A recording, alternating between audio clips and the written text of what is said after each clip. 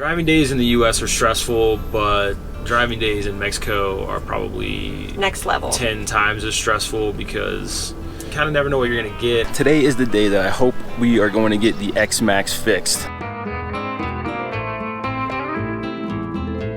We're gonna bite the bullet. We're gonna start using the tap water and then just buying a single Garofone. This has been our life for the last week ever since I gave over the keys to the Yamaha tech that came to pick up a scooter because I forgot that I had the water fill door key on the scooter keys.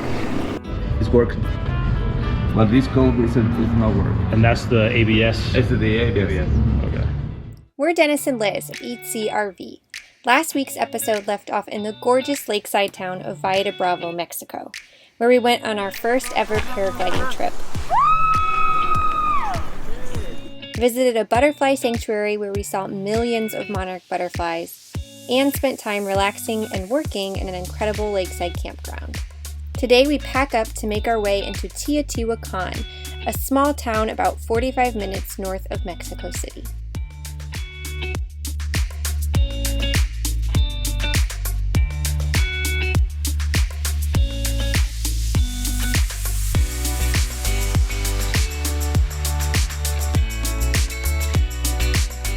Leaving Valle de Bravo has been Not good.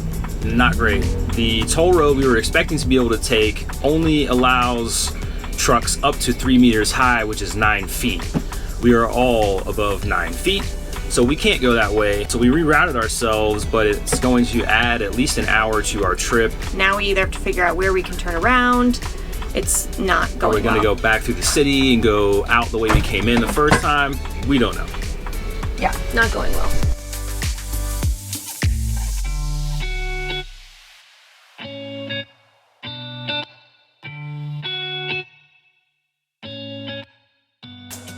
We just got to a toll where we could go straight. It would save us 30 minutes and is the path we wanted to take. But instead, it's closed for some reason. Always leave earlier than you think you need to because you need to, always. I totally get why people do caravans and kind of take like the most direct route to one destination and stay in that one destination. Because when you start to go to like all of these different small towns that are kind of off the beaten path, they're really great excursions and experiences, and every time we get there we think, wow, this was worth it, this is awesome. But the in-between periods are really tough. Yeah, driving days in the US are stressful, but driving days in Mexico are probably next level. 10 times as stressful because you kind of never know what you're gonna get. And I guess the thing is like, we've been saying you need to pre-plan, know where you're going and all this, but you have to dive deeper into your planning than you would ever have to think about doing in the States. What was supposed to be a 3-hour drive today turned into 5. It's probably gonna be longer than that. 5 to 5.5. Yeah. So with a lot of stress. Yeah, a lot of stress.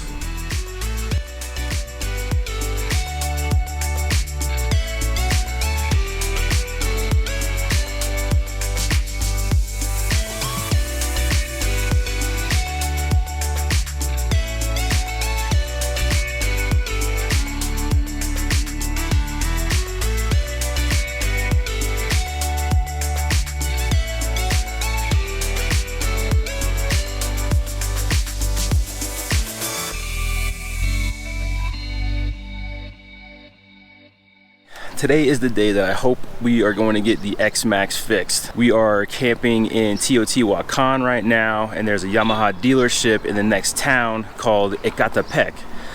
Well, I pulled the rectifier off, which I thought was the bad part and was causing our non-charging issue, and took it over to the Yamaha dealership. They tested it. It's actually good. So now I don't know what to do. I have no clue what the problem is.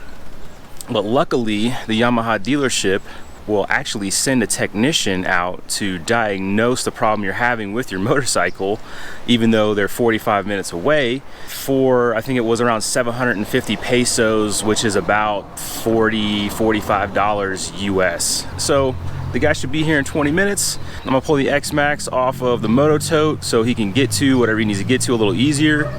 and hopefully this problem will be resolved by the time he leaves today.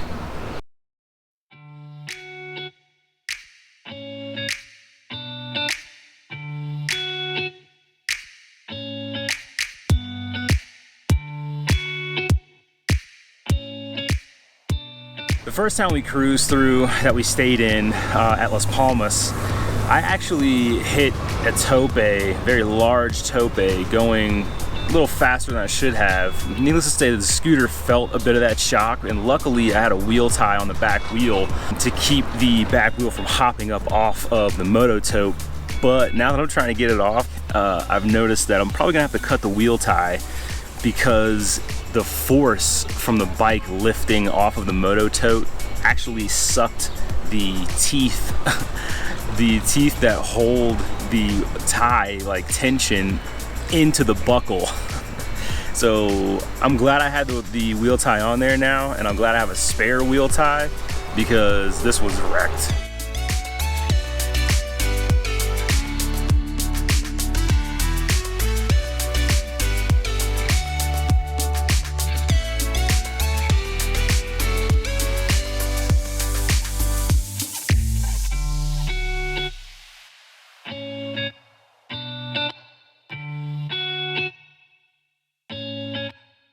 So the technician needed a special scan tool to be able to diagnose the problem that I'm having. So he had to take it back to the shop in Ecatepec.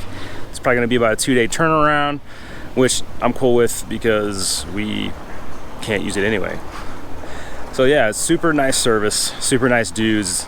And I got a good look at the shop yesterday. It's super clean, it's brand new. So I'm very trustful and hopeful that this will be fixed very soon. And for cheap, way cheaper than in the States. So we have been running around like chickens with our heads cut off, trying to keep purified water that you can only get at purified water places to fill our freshwater tank with, because we didn't want to use the water that comes out of the tap. The potable water that comes out of the tap from Mexico is perfectly fine for washing dishes, taking showers, brushing your teeth, but it's not good for drinking. No. So with that said, up until right now, this is our almost fourth week in Mexico, we have been going and getting garrafones, which are 5 gallons a piece, or filling up the 6-gallon container that Thomas and Stacy let us borrow, and basically every other day putting another 6 gallons in, which is becoming very cumbersome, very time consuming, and a little annoying because you usually don't run out of water until it's the end of the night and you're just like, why? So we're gonna bite the bullet. We're gonna start using the tap water, and then just buying a single garrafone, because it's 5 gallons, that should give us basically 5 days worth of drinking water. We're actually staying in a very nice RV park comparatively to the rest of them that we've been in since we've been in the country, in Teotihuacan, but the shower situation still isn't super comfortable because the pressure's not great, the water is either way too hot or way too cold. So why not just use our shower? Now we can use the bathroom that is on our RV, which was like a we said we wouldn't do a wet bath because we wouldn't have comfort to be able to shower, yet we're being uncomfortable showering just because we don't want to deal with the water. So this is going to make our life so much easier. It's taking out one whole thing from the equation. When we get back to the United States and we're ready to use our tanks again for drinking, we will just sanitize it like we did when we bought the RV and before we went on this trip. Yep. So no big deal. I'm very excited that we're not going to have to worry about going to these water fills all the time. We did bring our own, this is like I think 2 gallons, 2.5 gallons. We bought it from Walmart because we were told it's good to have your own like separate drinking water. So we're glad that we have this in addition to the garrafone. It's definitely going to make our lives easier.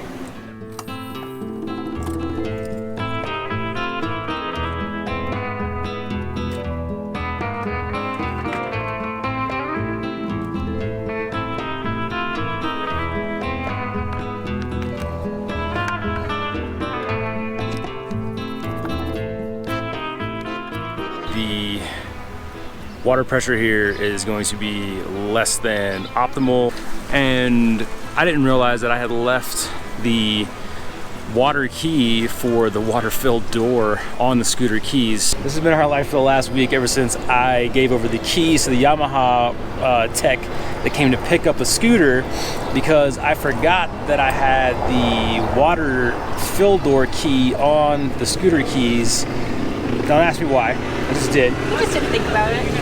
And so yeah, we've been washing our dishes outside in the spigot because we can't fill up the fresh water tank, and the water pressure here is so low that it won't pressurize the lines inside of the RV. Like it doesn't even trickle. No, it doesn't trickle at all. It's like 10 PSI. It's very bad. So yeah. After sending our scooter to get fixed and figuring out our water situation, we decided to explore the town further, starting with street food. Near the center of Teotihuacan, you can find loads of food stalls selling fresh fruits and vegetables and delicious Mexican antojitos. You can pick up an incredible tasting taco, flauta, tamale, or pomboso, which is like a sandwich, for as little as 20 pesos, just over a US dollar. We enjoyed some micheladas and cerveza, and we even found a place that serves traditional Mexican and Aztec drinks made with chocolate just around the street from where our RV was parked. Voy a checar dónde va el chofer. Okay, so estás esperando por un chofer, ¿sí? Sí. Okay. ¿Y sabes cuánto más tiempo o no? Pues quedó de llegar en unos 30 minutos. Okay. They said he's not sure. They're waiting for a chauffeur to be able to take them there, so it could be about 30 more minutes. Do you just want to go there? Nos iremos allí a recogerlo. Ok, perfecto, ¿sabes? Okay. Nos vemos allí en 30 minutos más o menos. Okay, gracias. I love that they said it was going to be delivered at 11. It's 11:45. We call and we're like, it'll be 30 more minutes. Hashtag that's Mexico. Hashtag that's Mexico. Mexico time. I honestly don't give a crap because they came and picked the thing up.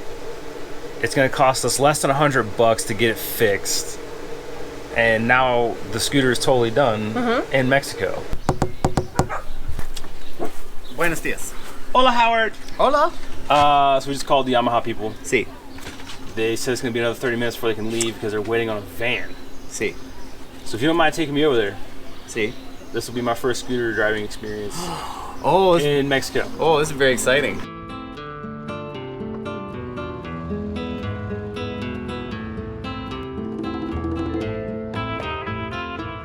It's working. But this code is not working. And that's the ABS? It's the ABS. Okay.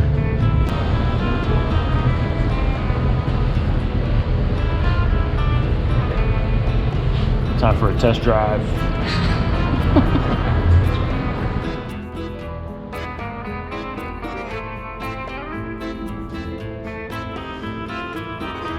Good?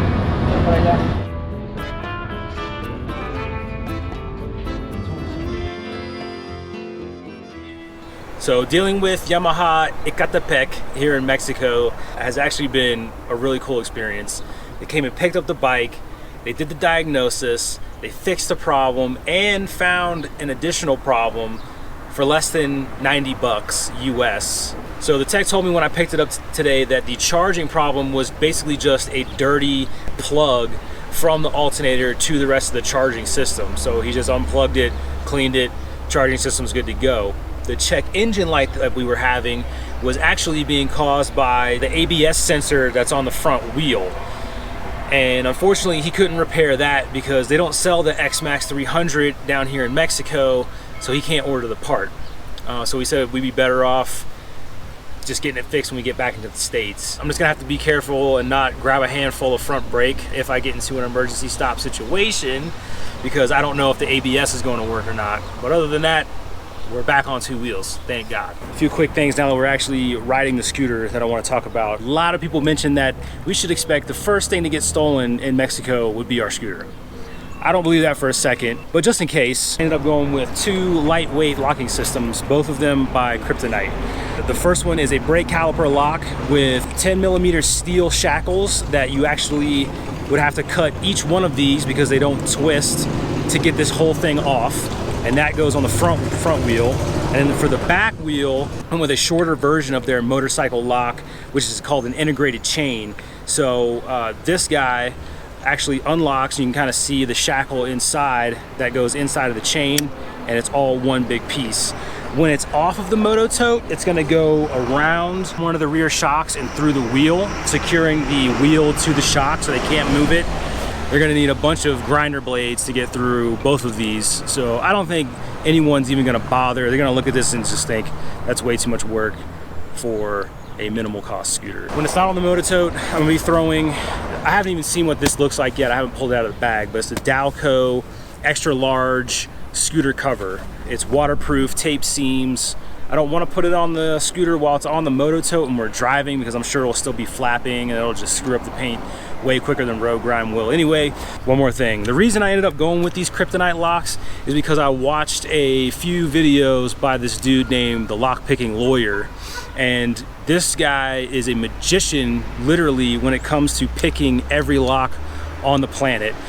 He still got this picked himself, but he said this was one of the tougher picks that he has done. So any Joe Schmo thief on the street is not going to take the time to pick these locks, which is awesome. So if you want to be a believer like I am about the kryptonite, I believe it's evolution 3 or 4 locks, then watch the Lock Picking Lawyer's videos. And if you want to get one of these 2 locking systems for your motorcycle or scooter yourself, we'll have links underneath the video in the video description.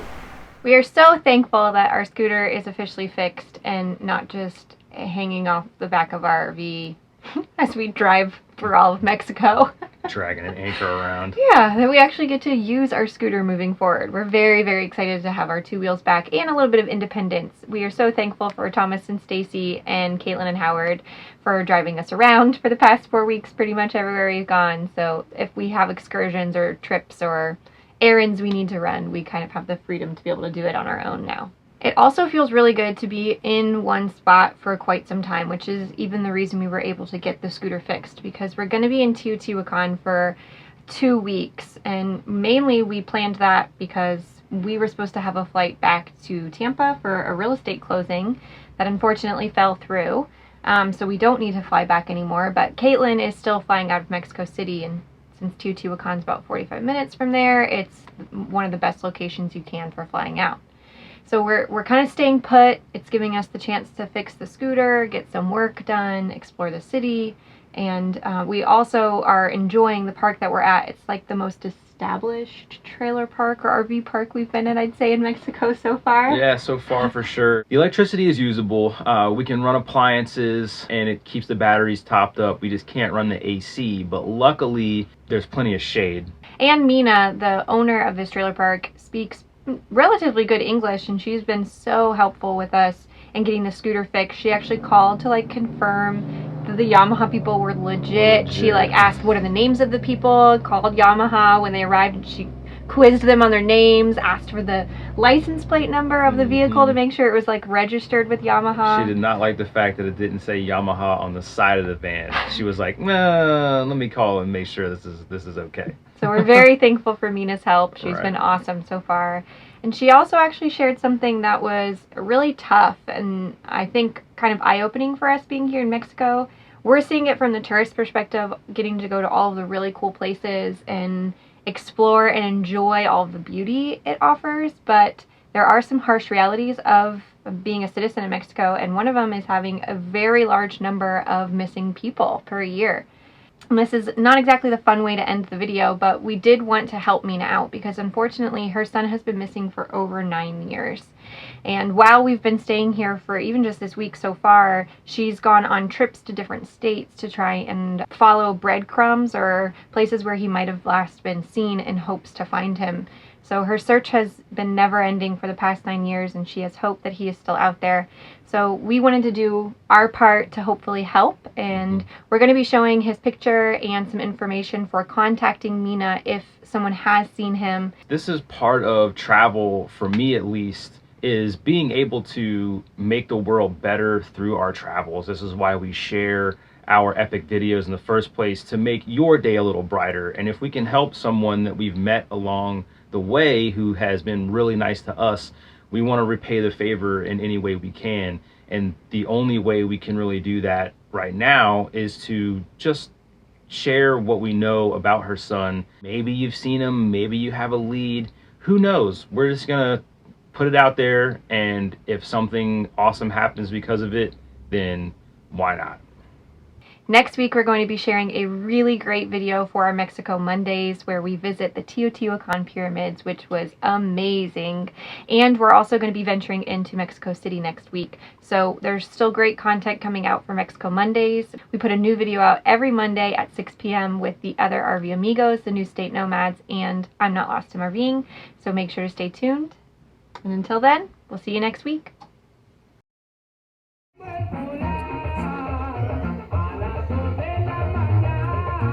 9:30 in the morning On a Sunday. on a Sunday, and there's music blaring in the street. So this has been our life for like the last week, ever since I That's better. yeah. Because on a Winnebago, they only have 3 keys. They have the ignition key, deadbolt key, and then all the other door keys. Yeah. So that way you don't have to like fuddle with trying to find the water key. You know what else is awesome? This key is different than the outdoor shower key, which is different than the key, which is different than that key, which is also different than that key. Shout out to Winnebago.